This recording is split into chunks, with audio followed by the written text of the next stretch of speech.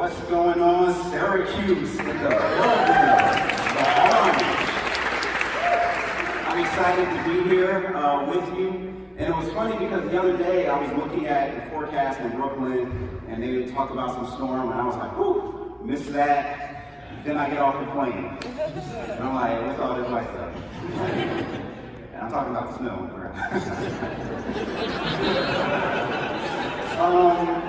So seriously, I'm really grateful to be here. I'm a little bit self-conscious because I feel like I'm doing like the talk feature on the phone, but everyone can see the errors. So, just bear with me. This is cool that y'all have that on the side there, but it's a little freaking me out.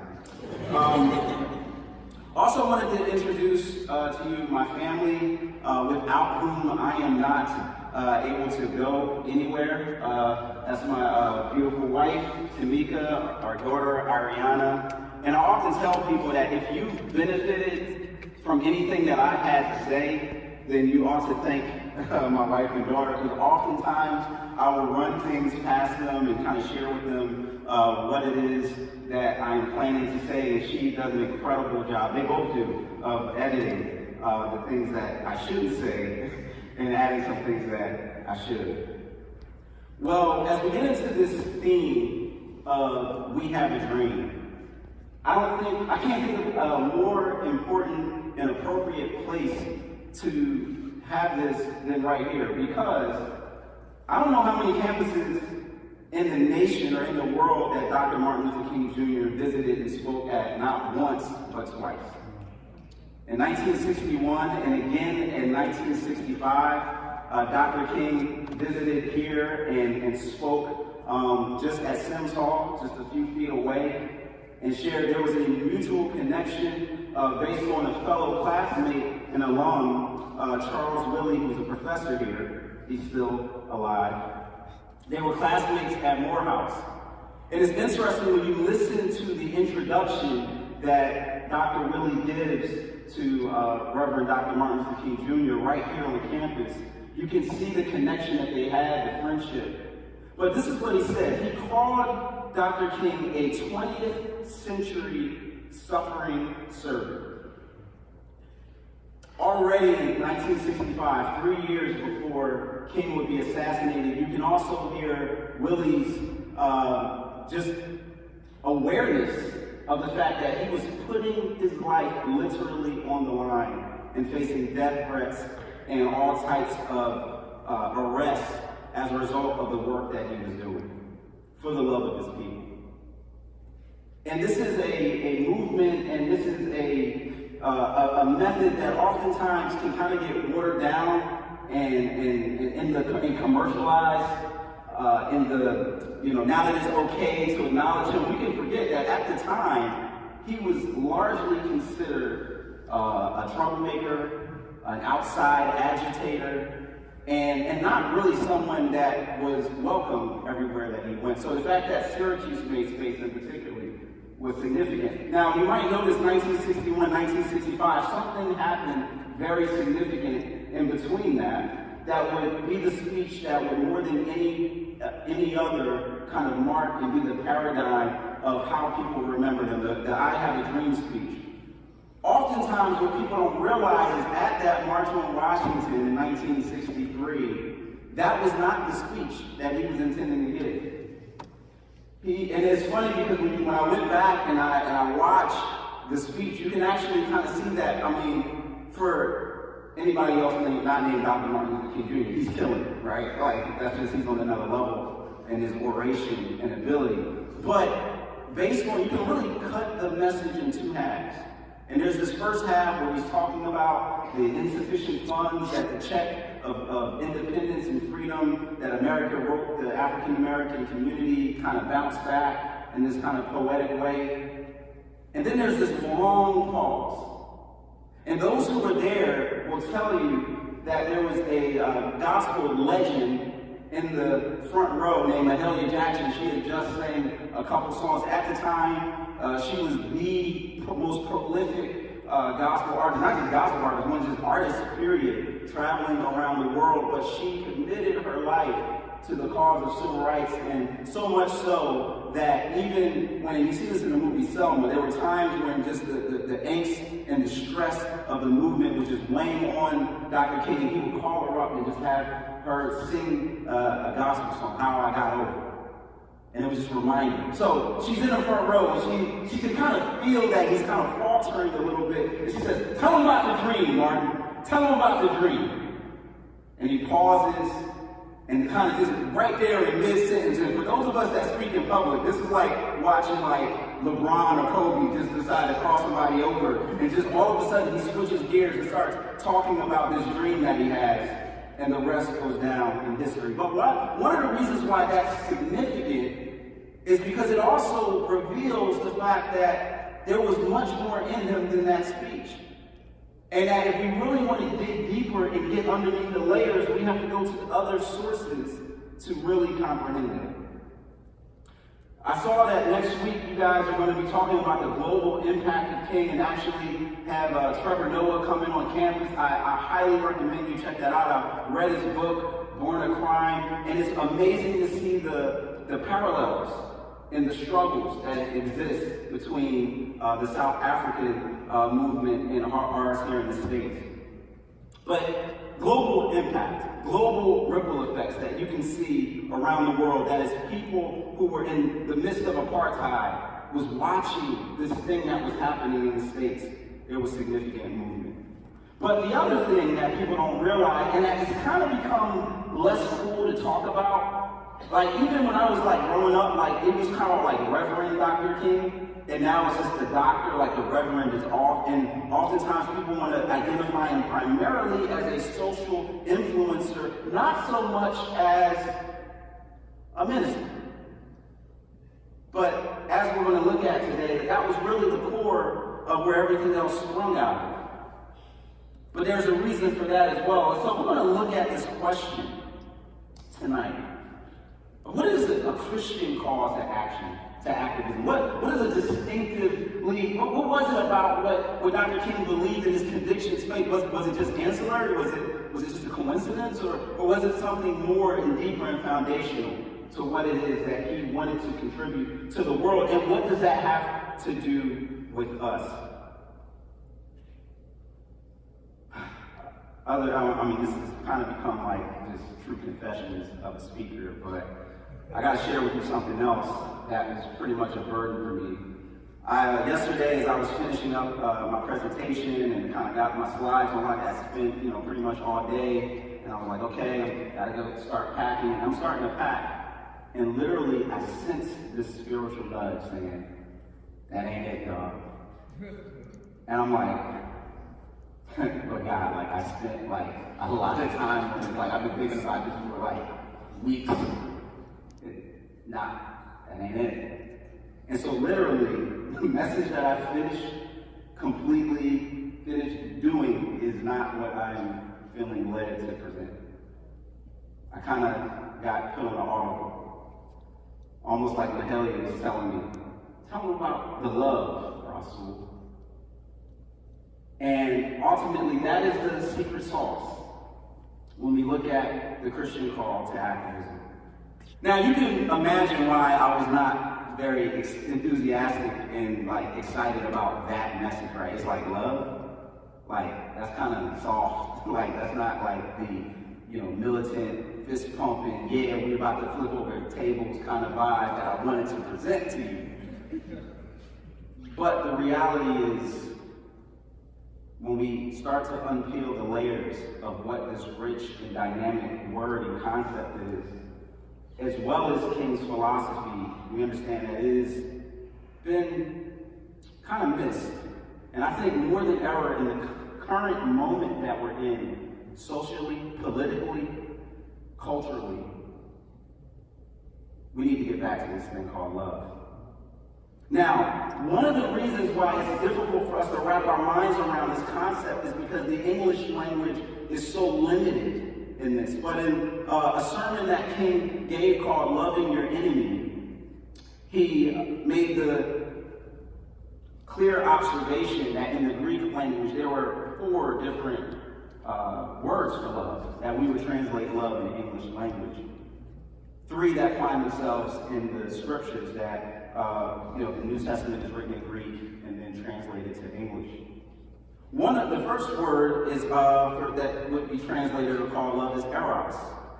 Eros is romantic love. It's based on a sense of attraction. You know, when you taking your notes in class and then she walks in or he walks in, and then all of a sudden your heart kind of, what's going on there? Like that. Y'all know. Oh, y'all don't know what I'm talking about. You don't know what I'm talking about. You know what I'm talking about, right? Like that feeling.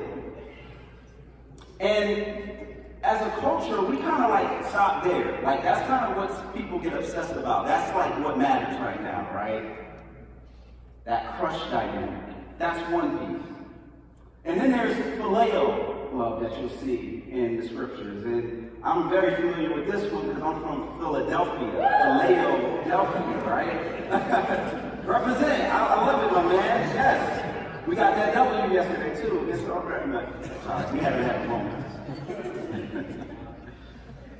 And phileo is this brotherly love. That's that friendship. Those are these bonds that you're developing right now with your classmates, many of which will continue on throughout the rest of your lives.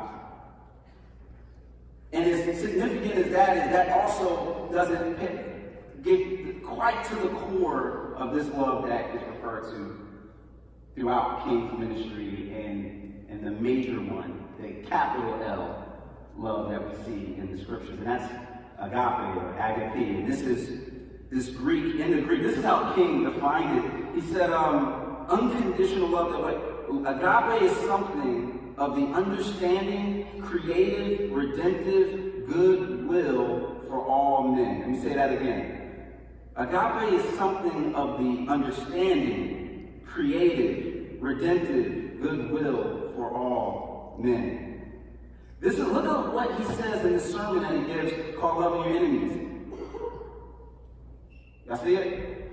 It's so basic to me because it is a part of my basic philosophical and theological orientation. The whole idea of love, the whole philosophy of love. He said, if you want to get to the core of my methods and my message, here it is.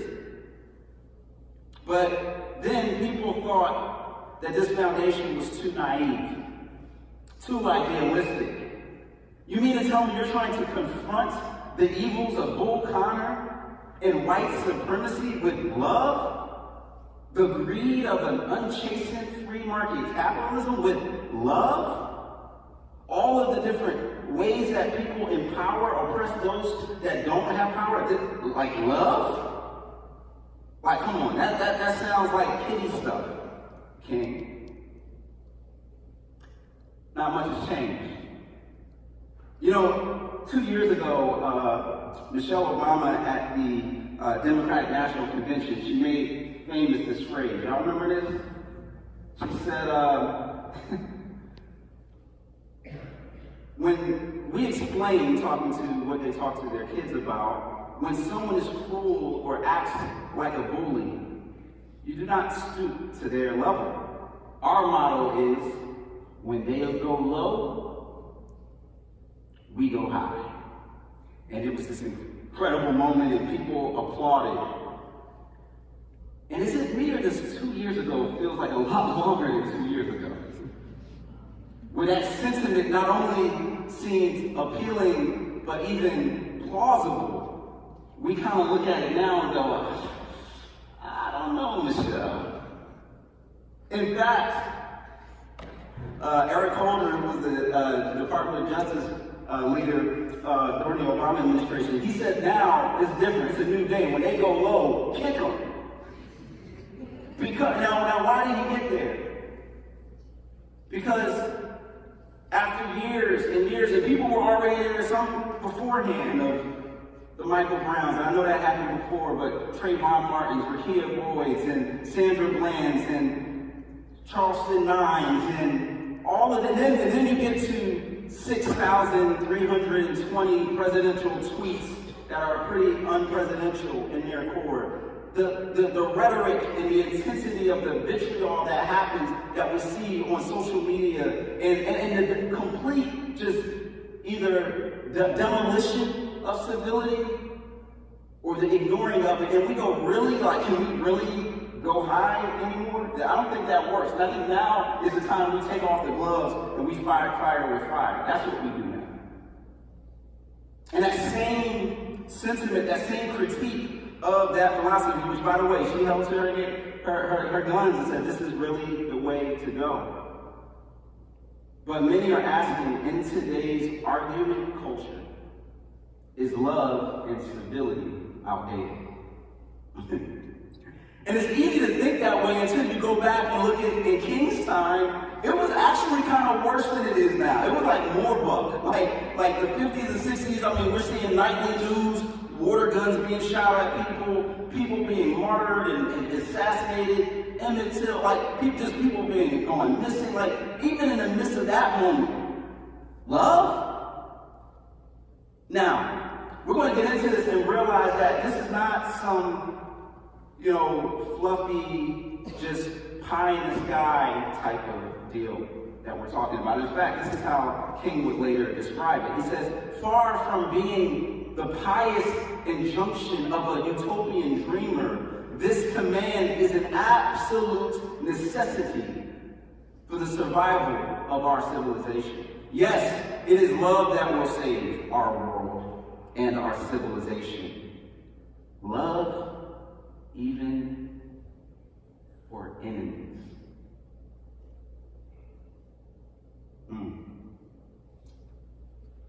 Love for enemies? Nah. It's time to cancel it, for real. Like, Kanye tripping, like, no.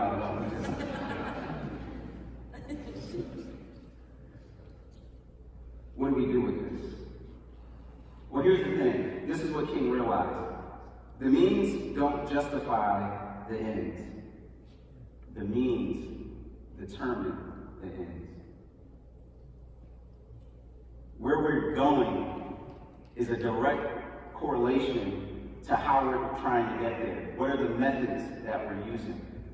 It matters. Well, what is the Christian concept of love in action that King was actually referring to? Now, I'm going to borrow a concept of, there's a mentor of mine, his name is Dr. Carl Ellis, and he talks about the A and B side of the gospel. And to kind of use, I want to kind of put this into our picture. So I'm going to give you an artifact that you might see in a museum that is a little bit arcane and outdated. You may never have used before, but just I'll explain how it works. Okay, this is called a cassette tape. Long time ago, you had to go to a store physically to buy music when it came out. And if you wanted to put a compilation together, you know how you did your playlist? All right, you had your 2-deck cassette radio, boombox, so A and B, put it in there. Then you had to make a list of your songs. You know why you had to make a list and check it twice? Because you only had 45 minutes on either side of that bad boy. You didn't want to cut off your favorite songs right there in the middle of the song. So you had to actually do the math to figure out, okay, if I got 12 songs, but that 12 songs only has 3 minutes left and the song is 4.5, I can't put that on there. So I got to figure out something else to do. And people are looking at me like, no, this cannot be. So then, right, so you went through all of that work and then you had a mixtape. And that's where the idea of a mixtape. See, y'all come out, I feel like, that ain't a mixtape. That's just like digital file, you just download it. So easy. Back in my day, we had to walk into, no, I'm just playing. So in case, so it has two sides on it, side A and side B. And this is helpful to think about this aspect of love, right? Because when we see this in Jesus' ministry, check this out. There's this moment where the Pharisees, these religious leaders, are talking to him. And it says, when the Pharisees, that was one kind of camp, that was one crew of religious people, heard that he had silenced the Sadducees, another one, they came together. And one of them, an expert in the law, asked the question to test them, Jesus. This is the test. "Teacher, which command in the law is the greatest?" So you want to talk about this? You want to get into a debate with somebody, right? Still to this day, you're like, yo, who's the best MC of all time? Like, that's going to get you in trouble regardless of what you say, right? Like, who is the best basketball player of all time? That's going to get you a debate. This goes even further. He says, what's the greatest commandment of all? 612 commandments in the Hebrew scriptures. Which one is the greatest? Check out what Jesus says. He said to them, "Love the Lord your God with all your heart, with all your soul, and with all your mind. This is the greatest and most important command. Love the Lord your God with all your heart, with all your soul, and with all your mind." This is what we can call side A of the gospel, the epistemological concerns, right? This is like the understanding of like, well, who is God? What is this idea of what it means to be in this aspect of a connection with the divine? What does that look like? What does that mean? And you might say to yourself, well, I'm not really concerned with that today. Like, that's not really my thing. That's like passe, that's old. Well, we still have epistemological concerns. We just kind of might flow with it different. What do I mean by that? Epistemology is the study of learning. So even if your idea is like many in your generation, I'm not religious, I'm spiritual. Well, that's a doctrinal statement. It's a statement about what you're saying is true about reality and what is true about yourself. So it's still a concern, it's just handled in a different way. So in any case, this idea, though, is saying, hey, this is the epistemological concern I have. It's this idea of who God is. But then he doesn't end there. He says the second is like it. Love your neighbor as yourself. All the law and the prophets depend on these two commands. Look at what he just said there. Love your neighbor as yourself. All of the laws and the prophets. So those who are keeping track at home, that's Genesis, Exodus, Leviticus, Numbers, Deuteronomy, Joshua, Judges, Ruth, 1st, 2nd Samuel, 1st, 2nd Kings, 1st, 2nd Chronicles, Esther, Ruth, Job, Psalms, Proverbs, Ecclesiastes, Isaiah, Lamentations, Daniel, Joel, Hosea, Habakkuk. He said all of them, add all of them together, everything hangs and depends on these two. Love God, love yourself. The love others is the ethical side. Side B. And notice he said love others as yourself, right? So there's this assumption that there's this connection that you have to yourself and your own sense of identity and worth from which these things will flow. Now, our generation tends to be more preoccupied with the ethical side than the epistemological side. And we all have a preference toward one way or the other. But the reality is that the good news that King was building his entire philosophy upon rested on these truths, rested on his conviction of these truths.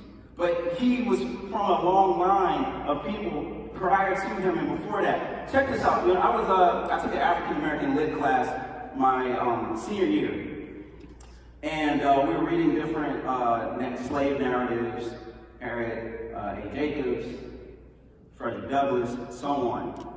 And when we happened by Frederick Douglass's autobiography, I was shocked at what I saw at the end. There was this whole, because in it he talks about how his, when he was in bondage and then his slave master kind of converted to Christianity, and then afterwards he became even more brutal than he was before.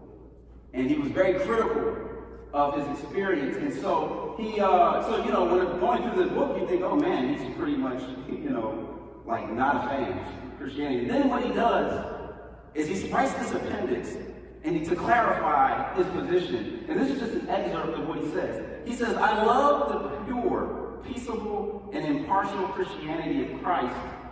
I therefore hate the corrupt, slave-holding, women-whipping, cradle-plundering, partial and hypocritical Christianity of this land. In fact, he will go on to say that it is the greatest of libels and slanders to even call what they were practicing Christianity, based on his understanding of the Christianity of Christ. My mind was blown. Because what Frederick Douglass was saying here is that, what I love, who I am worshiping, is not in any way compatible with that which they're trying to teach. Two different things, because he was aware of not just the epistemological concerns, but the ethical ones as well. So we can boil this down. Love God. Love yourself. Love others. And somehow in there, some way, that even includes enemies.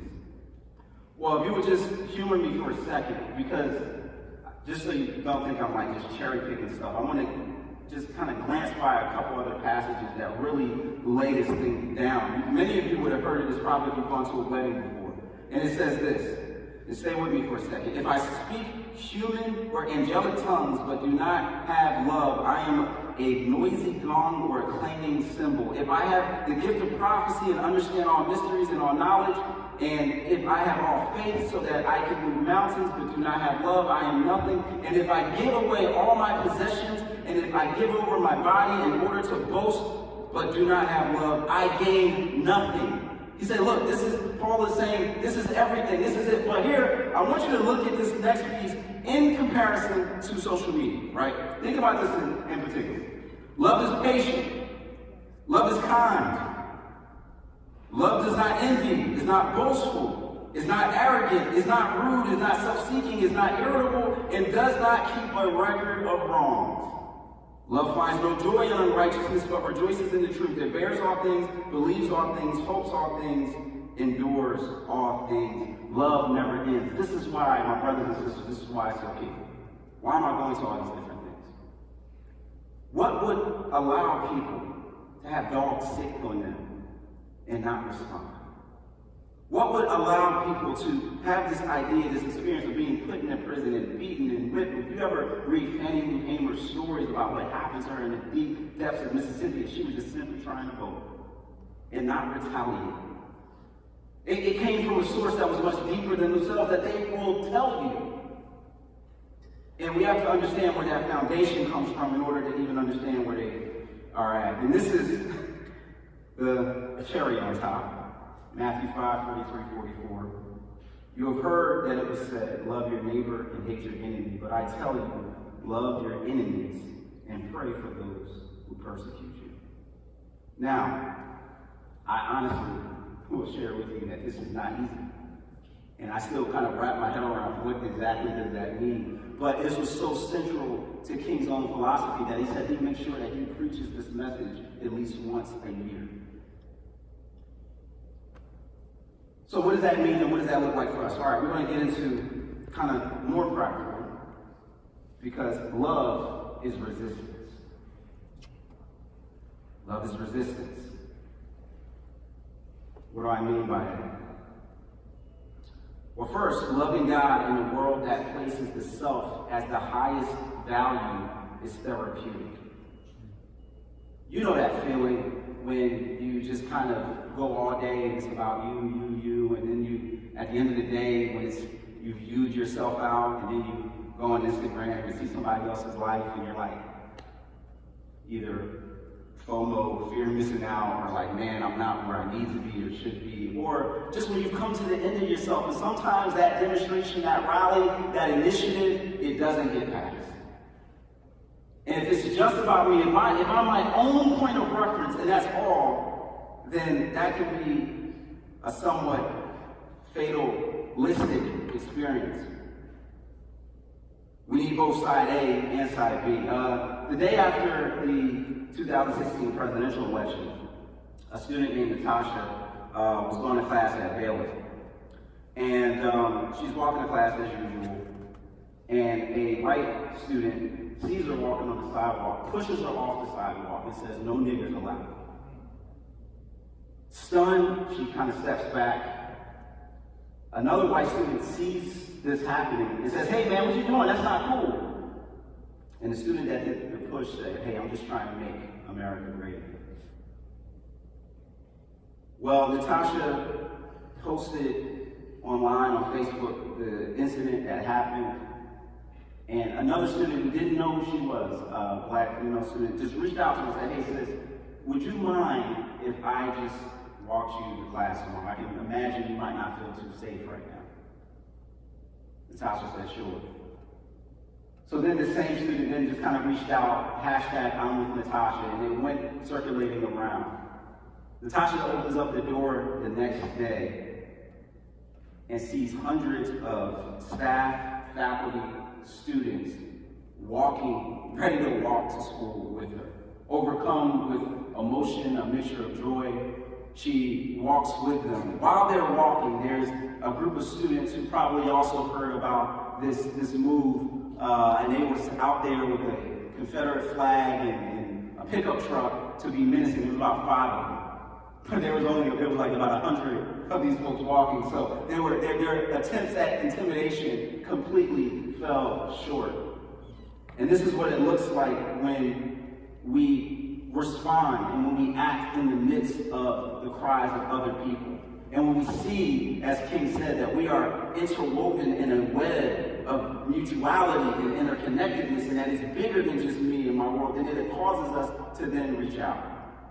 That's what it looks like to see a bigger cause of love beyond oneself. The second one is loving yourself in a world that tells you you're less than human is a revolutionary act.